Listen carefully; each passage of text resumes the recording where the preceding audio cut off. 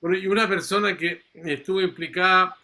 del punto de vista familiar, sentimental, con todas las emociones, en esos momentos cruciales, junto también al resto de su familia, es sin duda la senadora Isabel Allende. Queremos escuchar su vivencia y su visión también desde la política de estos dos acontecimientos, un funeral secreto y un funeral en que el país le rinde honores a un presidente Martín, senadora.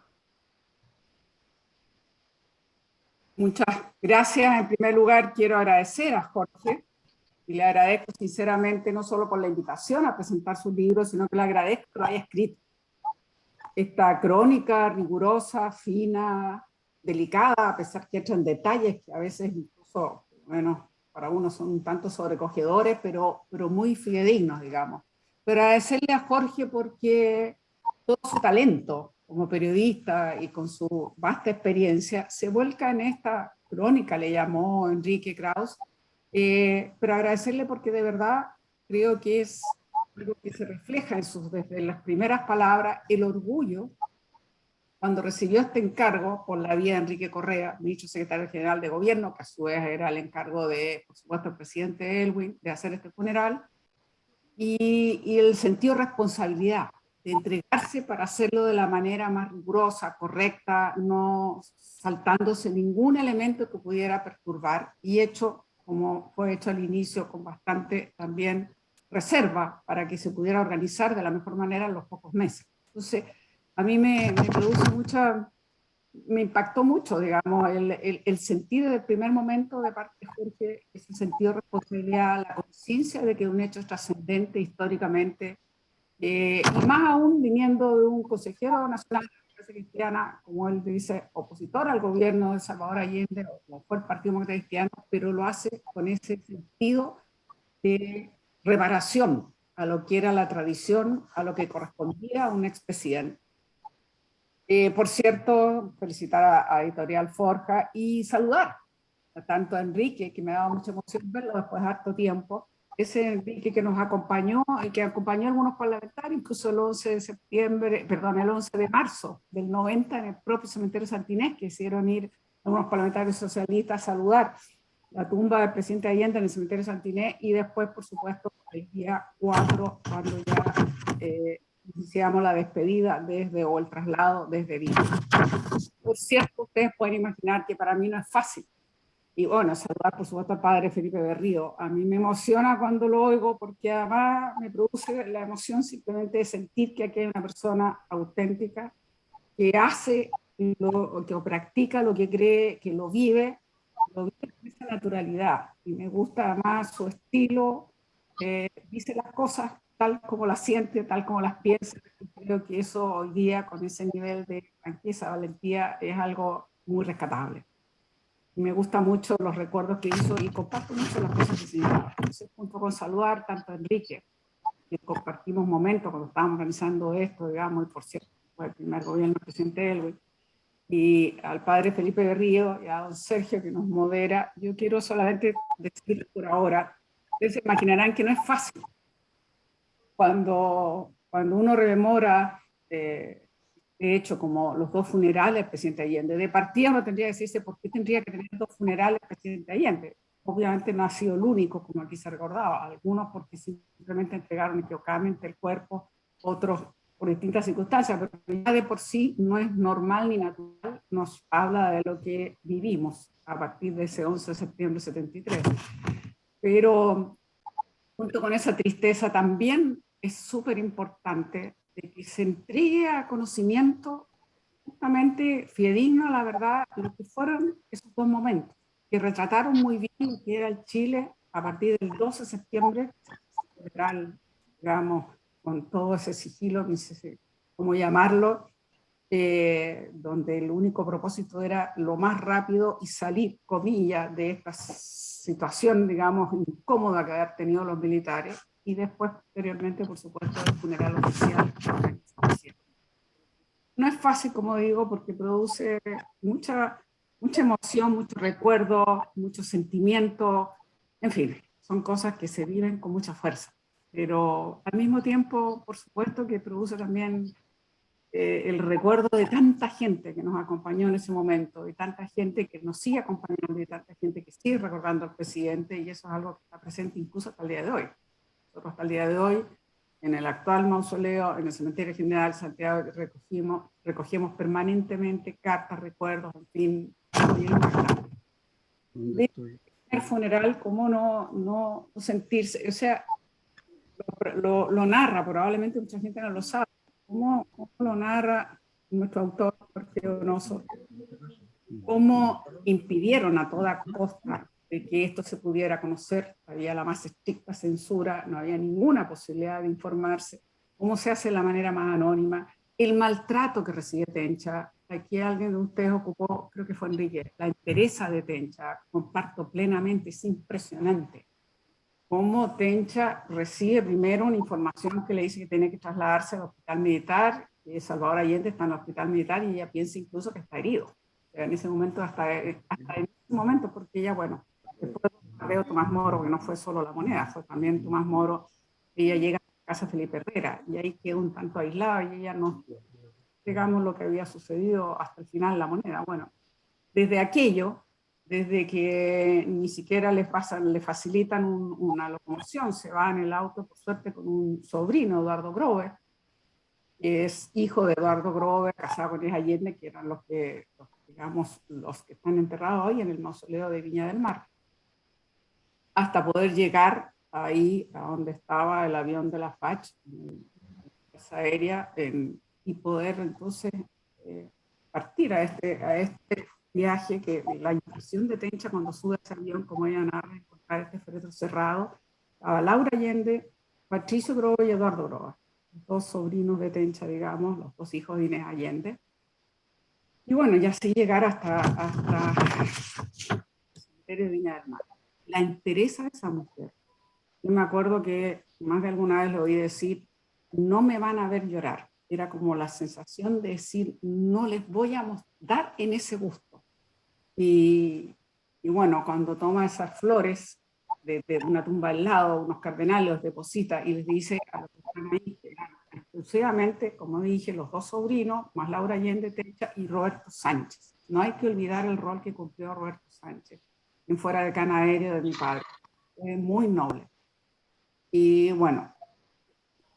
es impresionante, deposita estas flores y dice, aquí estamos enterrando anónimamente a Salvador Allende, sepan ustedes que aquí está el presidente de Chile y yo quiero que siempre tenga flores, lo cuiden, qué sé yo. Esa petición que hace Tencha, que se cumplió de la manera más increíble, porque nunca dejó de haber algún recuerdo, alguna flor, algún testimonio, a pesar que estaba prohibido, incluso se arriesgaba la detención, pero siempre fue, y cada vez más masivamente, siguió ocurriendo, a pesar de que primero estuvo bajo la custodia de la Marina y después Carabineros. Pero la gente respondió espontáneamente. Como familia estaremos eternamente agradecidos de los porteños, los viñamarinos, de toda esa gente que arriesgando su vida o detenciones concurrían a darle un pequeño homenaje, sobre todo incluso los 11 de septiembre. También quiero decir que fue muy importante lo que hizo Jorge en el sentido dentro de todos los pasos, porque esto que parece ser relativamente sencillo no tiene nada sencillo, fue bastante complejo y había que hacerlo correctamente. Todos los pasos que fue haciendo Jorge. Entre otras cosas, identificar dónde estaba, porque ni siquiera sabía, como él dice, tomó un taxi, ni siquiera sabía dónde quedaba el cementerio. Su conversación con esos tres funcionarios, Héctor Hurtado Navarrete, Sergio Morales Carvajal y Jaime Guzmán Cáceres, que a mí me impactó muchísimo. Bueno, yo los conocía, teníamos una copia de la fundación, pero es muy posterior. Realmente, porque ellos narran algo que poca gente sabe. Pero a ellos le dijeron el día anterior que iba a haber este entierro y que estaba prohibido el público y que ellos solamente tenían que presentarse allá. Pero bueno, ocurre lo que sabemos. Ellos se retiran, regresan después de almorzar y se encuentran con la sorpresa de bastante gente que aparece ahí, incluso están desenterrando el ataúd y que quieren saber que si está ahí el presidente Salvador Allende. Eso es algo que nadie se explica cómo se enteraron, cómo llegaron hasta allí, cómo lograron sortear incluso lo que tenía que haber sido la vigilancia, y en fin, pero eso fue una demostración desde el día 1, el cariño de su pueblo. Y yo creo que es la respuesta a la lealtad que también siempre tuvo, por supuesto, mi padre hacia su pueblo. Pero a mí me impresionó mucho eso y es bueno que quede registrado en esa historia, porque yo creo que poca gente lo... Después dejamos esa placa en el mausoleo porque era una forma de reconocer y agradecer, como decía, a toda esa gente que por años y años de años lo cuidaron. Siempre había algún tipo de señal de que habían ido a verlo, alguna flor, algo siempre estuvo presente. Y eso creo que es emocionante porque es algo que Tencha pidió desde el momento mismo. Y bueno, yo creo que después podemos hablar de la segunda parte de lo que fue, digamos, esto, pero quería detenerme en esta primera parte porque, de verdad, por muy sigiloso, reservado, secreto, con el ánimo absolutamente de no permitir ningún tipo de manifestación, simplemente no se logró, porque aún del primer momento llegó esa gente que quería testimoniar su texto. Pero no solo eso, sino que después, al otro día, cambiaron la ubicación dentro de la tumba y lo pusieron en otra parte ya abajo, pero sellado para que nunca más fuera a ocurrir algo así. Y bueno, y los funcionarios ahí en su declaración dicen que fueron detenidos algunas de estas personas porque no querían abandonar el lugar y exigían que hubiera algún tipo de ceremonia. Es además nuestra tradición, que a los muertos sí, más un presidente de la República, pero en fin, esto es imposible de olvidar. Y bueno, después yo creo que podemos hablar con más calma de lo que fue la segunda parte, pero por cierto, no puedo dejar de mencionar en el contexto que esto se da. Yo creo que fue tremendamente decidido y valiente el presidente Elwin de plantearse que él quería un funeral oficial, que era lo que le correspondía a él encabezarlo como presidente de la República, hacia quien había sido una figura pública, un expresidente de la República. Yo creo que eso fue, tenemos que ubicarnos, como aquí se ha recordado, iniciando la transición. Era el primer gobierno democrático, con todos los miedos, como nos acaba de recordar el padre de Río, con todas las inseguridades que se tenían, con toda la represión que aún existía y con las muchas dificultades que evidentemente después se evidenciaron en esos primeros años de transición. Pero ese era el contexto. La decisión de Patricio Aylwin, yo sé que hubo mucha presión y de hecho el autor, nuestro querido Jorge, nos saca unas cuantas declaraciones de la gente que, una vez enterados de que se iba a hacer este funeral oficial, las declaraciones en contra, por supuesto, y que esto era una utilización política y cómo era posible, y en fin, de personeros, por supuesto, de la derecha, y ahí, entre paréntesis, rescatar a Carmen Frey. No puedo dejar de mencionar a Carmen Frey, que dice algo así: la presencia del gobierno de Ezequiel Allende, encabezado por el presidente Elwin, ha servido para que el país conozca quienes buscan una verdadera reconciliación y quienes no. Es increíble que se critique al presidente Elwin de la democracia cristiana por participar en el funeral 17 años después de la muerte del expresidente Allende y tiene todavía en el alma de algunos civiles y militares odiosidad, rencor, que no son propias de personas que se dicen civilizadas.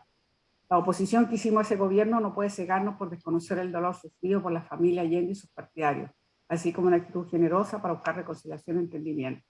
En fin, porque hubo bastantes críticas e intentos de presión para que no siguiera adelante. Así que yo reconozco en el gesto del presidente Elwin de salir adelante con esto, de encargárselo a Enrique Correa, que trabajamos muy intensamente, una parte también con Enrique Caso, con Enrique Correa, y lo que le tocó a Jorge Donoso, de hacer todos los pasos uno a uno que iban desde ese 14 de agosto, que se hace esa suerte de exhumación y reconocimiento, porque tenía que partir por lo más esencial, teníamos que tener la certeza que quien estaba allí realmente era Salvador Allende, que seguía allí, y bueno, obviamente eso fue muy importante. Y además terminó por reafirmar en esa primera parte, aunque la verdadera exhumación científica, digamos, comprobación, eso se hace bastante posterior, con el ministro hoy día, ministro de la Corte Suprema, Mario Carroza, una serie de expertos internacionales que pudieron certificar las condiciones de la muerte de Salvador Allende, de mi padre, que efectivamente él prefiere en esa dignidad morir el 11 de septiembre como un símbolo de defensa de la democracia. Respondía en su lugar a un presidente elegido democrático. Entonces, yo quería por lo menos esta primera parte señalar lo impactante que es que nos dé todos esos detalles, porque yo creo que son importantes para gente que no supo exactamente lo que fue pasando. Y también como decíamos muy bien, y creo que lo decía el padre Berrío, refleja la pequeñez y la grandeza. Las pequeñeces que nos faltaron y la grandeza por otro lado. Y ese pueblo, a mí lo que más siempre me va a emocionar es ese cariño permanente, esa manifestación. Eso a uno le da una tremenda energía y es bien realmente impactante. Yo creo que eso después se observa muy bien, por supuesto, en lo que ya fue el funeral oficial, pero esas pequeñeces que se manifiesta incluso con ese oficial de inteligencia carabinero, que no trepida en ponerse adelante e impedir que efectivamente se llevara a la velocidad que se había acordado. Se sabía que iba a ir gente a rendirle homenaje y sin embargo se adelanta y le imprime una velocidad a la caravana para impedir, cosa más pequeña y miserable, para impedir que la gente espontáneamente que había salido en distintas partes del trayecto, sobre todo el ingreso en la Alameda y todo ese recorrido, pudiesen manifestarse. Incluso estaba el acuerdo que se parara unos minutos en Morandé 80, puerta simbólica, por donde entra por última vez Salvador Allende y por donde sale, ya muerto, digamos, el 11 de septiembre. Y hasta eso se impide, pero no lograron impedir que efectivamente la gente saliera a las calles como salieron, y desde la Alameda hasta el Cementerio General, como sabemos, mientras estaba más el responso, digamos, que se hace en la catedral, con el recogimiento que la gente lo va siguiendo, porque además se pusieron unos parlantes. Yo también quiero reconocer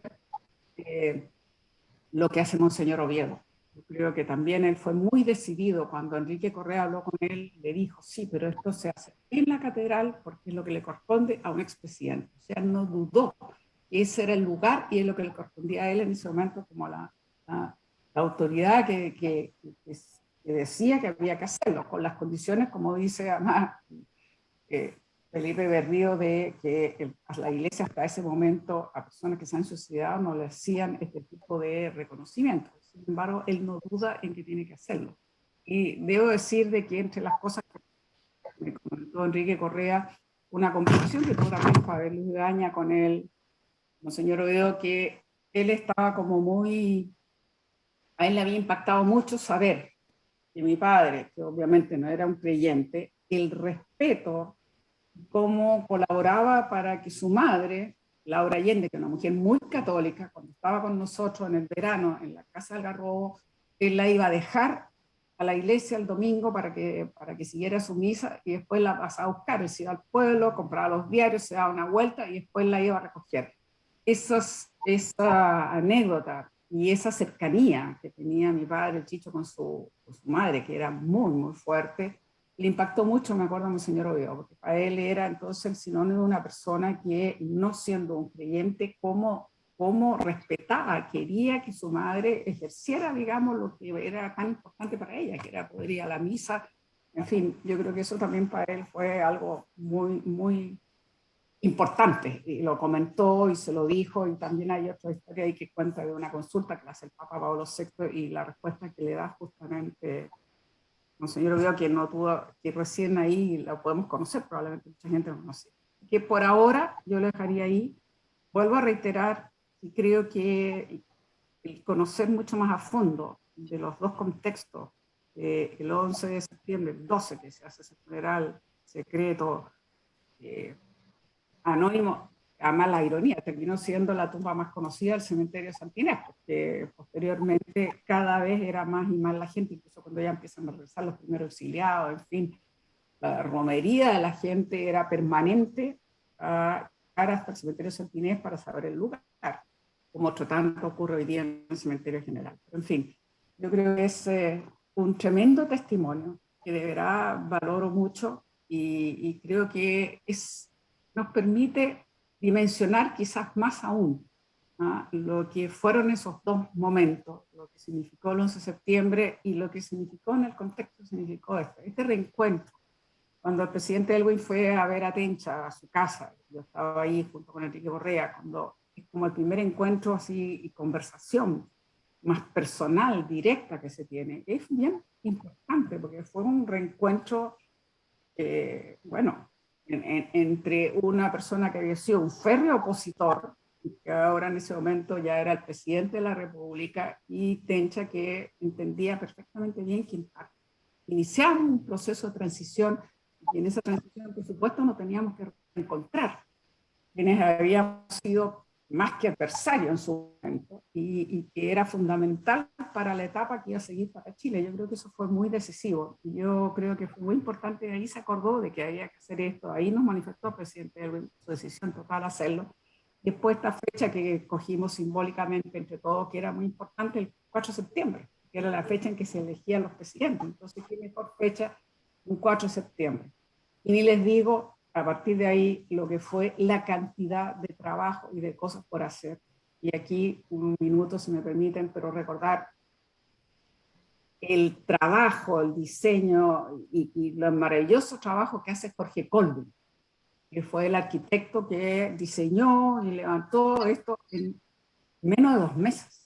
Yo me acuerdo de haber recorrido el cementerio general con Jorge Colvin de punta a punta para buscar qué espacio podía ser adecuado. Y siempre tuvo en la cabeza algo Jorge Colvin que yo ni siquiera en ese momento era capaz de mencionar, pero él sí lo vio con mucha claridad, que tenía que ser un espacio donde primero escogió estas piedras de la colina así altas que hablaran, pero además un espacio que se acomodó para que delante, que es un espacio que no pertenece al mausoleo, pero que es al de ahí del cementerio, esa plazoleta para homenajes, para justamente, que es lo que ha ocurrido muchísimas veces.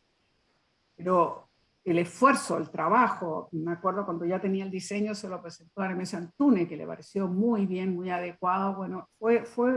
mira, tanta gente que nos colaboró en un momento tan complejo, tan difícil, tan lleno de sentimientos encontrados, de emociones, y después, bueno,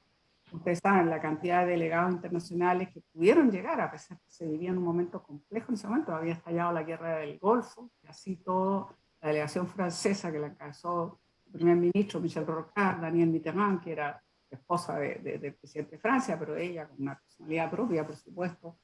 sus convicciones, tanta gente, el río de los Palmes, mucha gente que nos pudo acompañar. Fue realmente muy emocionante.